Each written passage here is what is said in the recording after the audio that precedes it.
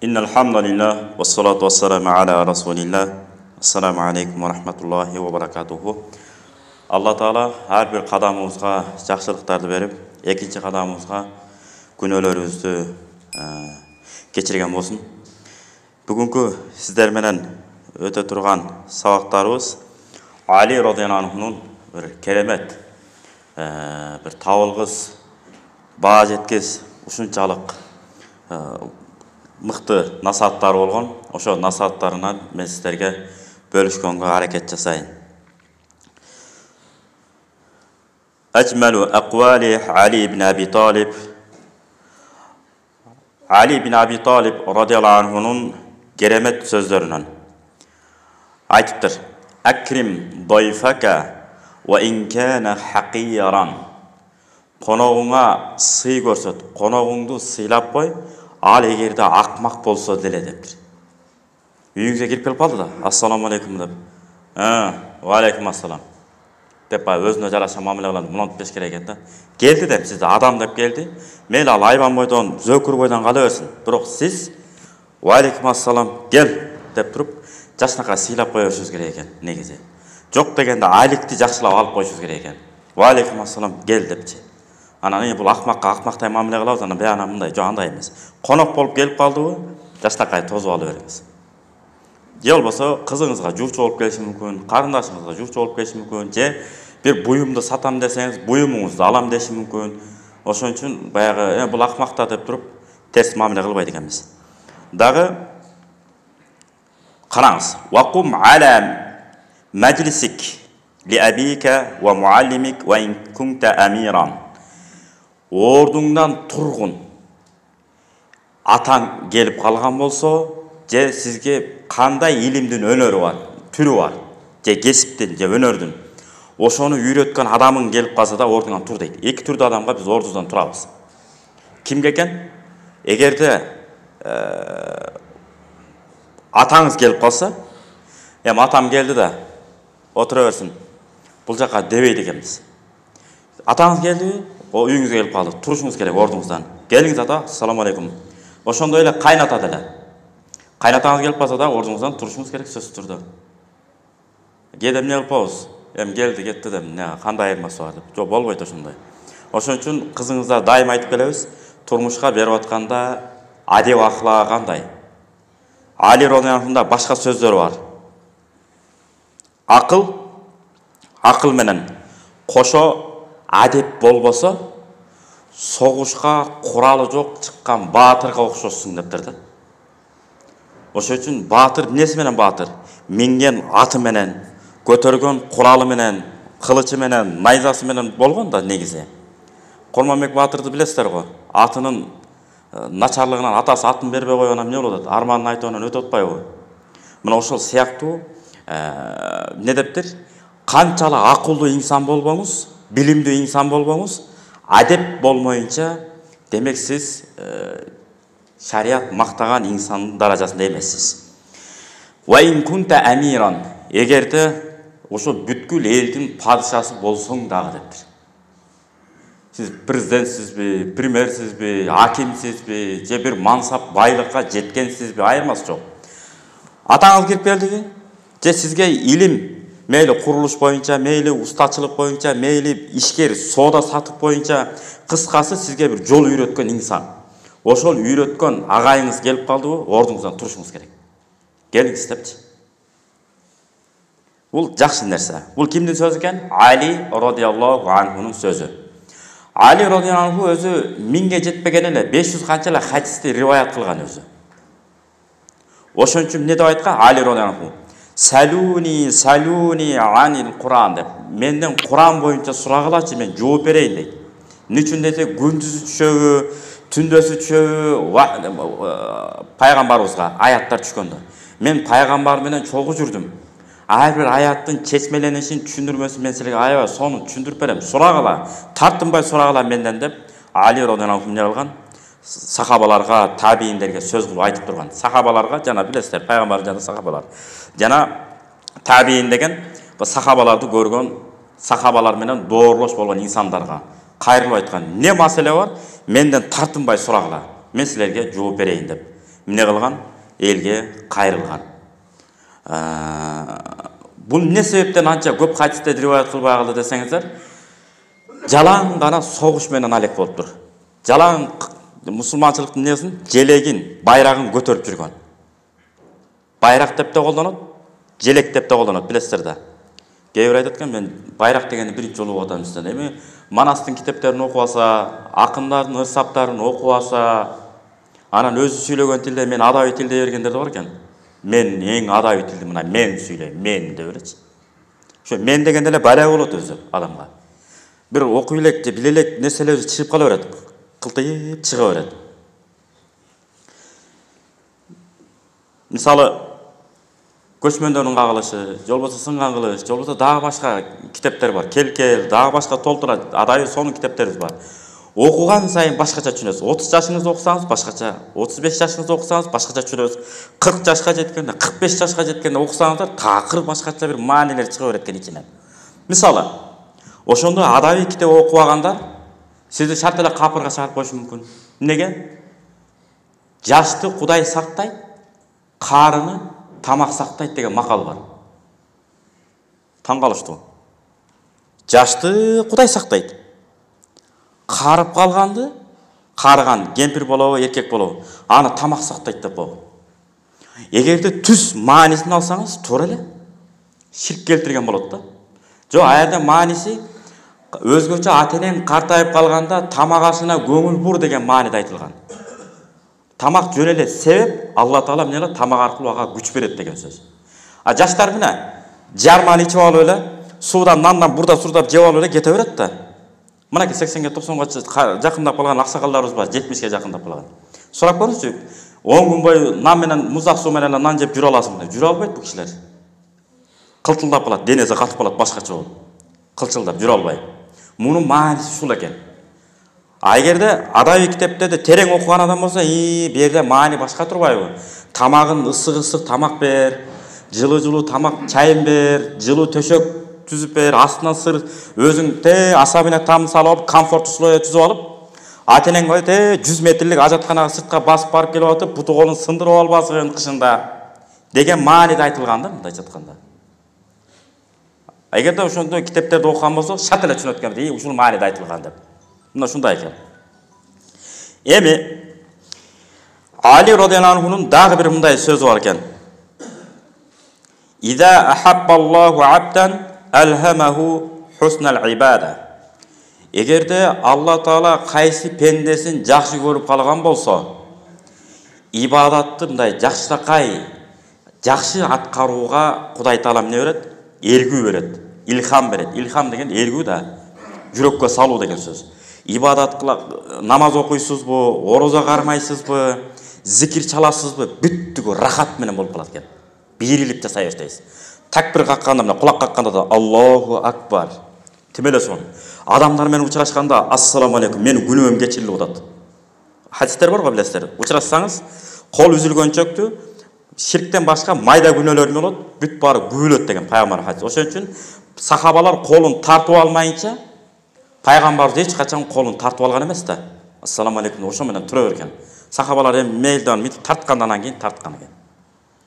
Ар бир сахаба да ойлогон, тиге караганда мен менен жакшы болуш керек, буга караганда ар бир сахаба ошентип ойлонгон. Абу Бакр радhiyallahu anhu деле, Али радhiyallahu anhu деле, Ибн Умар, Абдулла ибн Умар радhiyallahu деге эле кайсы сахаба болбосун, башкаларына караганда мен менен жакшы экен пайгамбар анткени мен менен өзүнчө жолукканда мондой мамиле түспөдүбү, мага муну түшүндүрдү. Тим эле бир тууганымдай жанына отургузуп алып түшүндүрдү деп ар бир ошентип ойлогон экен. Биз да ушундай экен. Анан аралыктарды сактап, этияттап, батпай калсак сырт жакка отуруп 1,5 метр, 1 метр аралыктарды кое алалы. Мына көрдүңүзбү? Мына ушундай экен мусулманчылык. Эми дагы кийинки сөздөрүнөн фaqdul basar ahwanu min faqdil basira. Көздү жоготуп салуу, көздөн айрылып калуу, акыйкатты, көрөгөчтү жоготкондон дагы жеңилирээк болот дептир. Дагы кайра кайталап түшүндүрөбүз. Көрөгөчтүктү, акылмандыкты, Акты, такты көрбөй калуу бар го, көрбөй калуу. Ошону көрбөй калгандан көрөк, көзүңдү алып ыргытып бергениң жакшыраак деп атат да, мындай айтканда. Али Ронен. Бүгүнкү күндө көрүп атасыздар да. Кудаңыз келип калса, ушул ылайык атаңдар. Ушул эле бизге башчылык кылайык деп, ошол жээниңизди, тайкеңизди, бөлөңүздү, айылдашыңызбы, кошунаңызбы, ошону мактап жактап тура берет экенсиз да. Ушул жакшы, ушул эң мыкты адам деп. Андай болбойт экен да. Ошондуктан кайсы балаңыз кайсы ишке жөндөмдү ошого түртөт экенсиз. Жана кайсы инсан ылайыктуу ошол адамды эмне кылат экенбиз? Туура көрсөтөт экенбиз. Бул Али радhiyallahu anh'нун сөзү. Дагы Али радhiyallahu anh'нун сөзлөрүнөн саласун южибнал махабба. 3 нерсе бар, бул сүйүүнү бекемдейт. 3 нерсе. Биринчиси ад-дину, дин. Динге ким берилген болсо, адамгерчилиги күчөйт экен. Эгерде какайып, Шакирдан менен айтып эле жүрөбүз го, өтүп кетти раматылык. Кыргызстанда мен грамматикмин деген, арабча грамматиканы тизип окуган, аракеттерин ордорду менен окуган грамматиканы. Ошентип окуган молдолордун башкы устаты болгон Молла Шакир деген устатыбыз бар болчу. Өтүп кетти ал киши. Китебиңди окуп билсең деле, түшүнсөң деле, амал катары бир сыра окуп кой, анан кайра сабак айт дечү да, мындай. Ушунчалык амал кыл, анан шакирттериңе сиңимдүү болот. Мына ушул кишинин да жакшы сөзү бар. Тезеке тогон корозо неле какаясың депчи. Неле какаясың деп. Мына какайыпчы, антпе, какайба. Ислам дини адамды жумшактыкты үйрөтөт. Пайгамбарыбыздын ким кичпейдүүлүктү, адамгерчиликти үйрөнөм десе эле, пайгамбарыбыздын өмүр баяны, сахабалардын өмүр баянын терең окуй беришибиз керек. Анан хадиске өтүш керек. Пайгамбардын өмүр баянын терең окумайынча сөзүнө биз түшүнбөйбүз эч качан. Пайгамбардын өмүр баянына терең кире берсек, сахабалардын өмүр баянына кире берсек, анан кийин Курандагы айтылган аяттар, пайгамбарыбыздын оозунан чыккан хадистер, жасап өткөн амалдары бүт көкүрөгүбүзгө сиңе берет өзү эле. Бир да риваят жок да, кел атканда монтуп кетти, анан пайгамбар монтуп туруп, катып айтып туруп, анан кагып салды, анан силкип салды, анан байка турду. Мына карабайсыздарбы? Ажылыкка барганда жана жамарат деп коет го, таш аткан жер. Ошеге келгенде да пайгамбарыбыз кезекке туруп анан барган. Болбосо пайгамбар келатат деп алдында сахабаларга айттырып койсо болот да. Урдуруп келип, жолду ачып келип туруп, анан кийин ташты атып алып кетип калса болот эле. Жок, эл катары эле кете берейинчи деген да. Акырын кезеги келгенде анан ташты атып атып коюп, анан секин кетип калган. Жок, китеп окубагандыктан, пайгамбардын өмүр баянын терең окубагандыктан кээ бирде ушундай болот экен. Ажылыкка барып келгенде мына отурасыздар, кээ бириңиздер барып келгенсиздер. Биз эки жолу ажы башчылыкка барып келдик штабтан. Быйыл умра барып келдик. Умрада андай жамарат жок, бирок ажылыкта болот. Таш атуу, 3 жерден таш атасыз. Кээ бир адамдар бар, кызыл болуп, кызарып, татарып, жана таштарды атып, андан кийин бут кийим чечип, бут кийим менен атып бергендер да бар.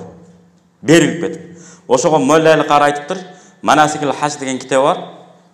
Шайтан ал жерде бутун салаңдаты, кана мен аткыла деп мете отурган жок ал жерде. Демек шайтан отургансыз ошо жерге муну турат. Жок, пайгамбар атыптыр, ошон үчүн биз атып атабыз деп эле ибадат акыры культурнан аткарып кой дейт. Карабайсызбы?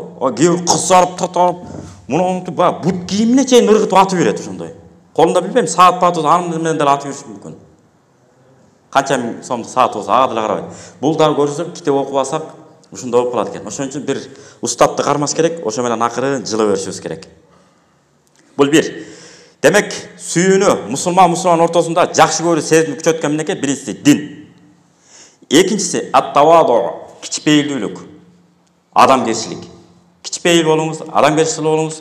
Айтып атпайбы пайгамбар, ассаламу алейкум десе, ва алейкум ассалам ва рахматуллах, андан ашыра жооп берип атпайбы. Дагы жакшыраак жооп берип коюңуз. Анан кээ бир ва алейкум деп коет. Ассаламу алейкум десеңиз, ва алейкум деп. Ва алейкум деп анан капырга айтылат негизи. Антпеш керек. Ва алейкум ассалам деп коюңуз, эмнеси кыйын? Бул бир, экинчиси. Үчүнчүсү вассаха, жоомарттык дептир. Жоомарт адамдарды карасаңыздар, чындап жүрөгүнөн жоомарт болгон. Кебетесинден чарчаңкы нерселерди көрбөйсүз деле. Себеби ар кимге рахат берип коюп, рахат алып жүрө берет ал. Ар кимди чукуп, бирөө менен айтышып, кырылышып, кебетесин бузбайт. Ага убактысы жок анын. Себеби ар кимге кайрымдуулук кылып жүрө бергендиктен. Жетимдерге барат, Кыйналган үй бүлөлөргө барат. Бирок карызга белчесинен эмес, мынерге чейин батып калган адамдарды барып, иш таап беретін иште, айлыгын чыгарып берейин, 50 миңби, 100 миңби чыгарып берейин. Ошо менен барып кутул. Негизи ушундай экен да. Биз эмне кылабыз? Бар жардам берип коелу кетип калабыз. Жок, андай кылбаш керек. Иштечиш керек. Анан кийин ошонун акысын төлөп бериш керек. Анан ошондон кутулсун. 6 саны аман болгондон кийин эмне жатат ал? Иштебей. Ошон үчүн хадис бар. 6 саны аман, мете алма бош оозума түш деп жата берген пендени Кудай Таала эмне кылат? Жек көрөт деген. 6 саны аман, бирок бош жатып алат. Ушуну Кудай Таала аябай жек көрөт деген. Убакыт бүтүп калды. Ошого байланыштуу сөзүбүздү жыйынтыктайлы.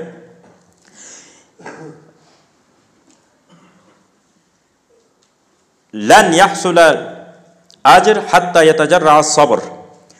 Bil afiya tujadu lazzatul haya. Ali radhiyallahu сөздөрүнөн. Сооп качан пайда болот? Сабырдуулукту өзүгө алганда гана дептир. Бирөө түртүп кетип атабы, жаман сөз менен карап койду, сабырдуу болуш керек экен. Алла Таала Куранда эмне деген? Фасбир сабран жамила. Кебетеңди бузбай, келишкен татнакай абалда сабыр кыл дейт. Мынтип жарылып кетейин деп, мынтип кырчылдап, мынтип ал сабыр эмес.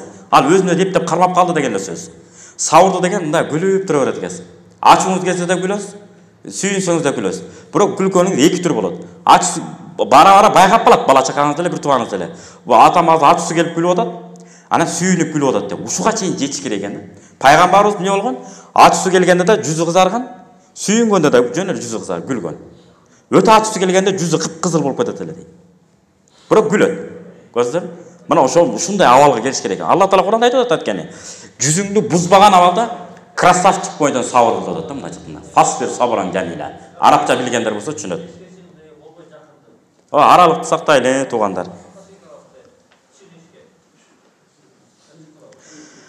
Жашоонун рахаты кечиримдүү болгула дептир. Ошон үчүн жүрөгүңүзгө бир да адамды кектебеңиз, жүрөгүңүздөн чыгарып салыңыз. Жашооңуз рахат экен. Кечинде да жыргап уктайсыз, эртең менен да жыргап турасыз. Адамдар учурашканда да жыргап жүрө берет экенбиз. Алла Таала ошону баарыбызга насип кылган болсун. Оору сыркоодон алыс кылсын. Элибизде, журтубузда токчулук, молчулук, жыргалчылык болсун. Валхамдулиллахи роббил аламин. Бирахметке Аллаху акбар. Ана бир кыстарма бар эле, кечиресиздер. Мынабы нике кыйдырып атабыз го. Нике кыйдырганда өзүбүздү сыйлаган үйрөнөлү. Молдокелер болобу, башка болобу, дамыла никеге турган.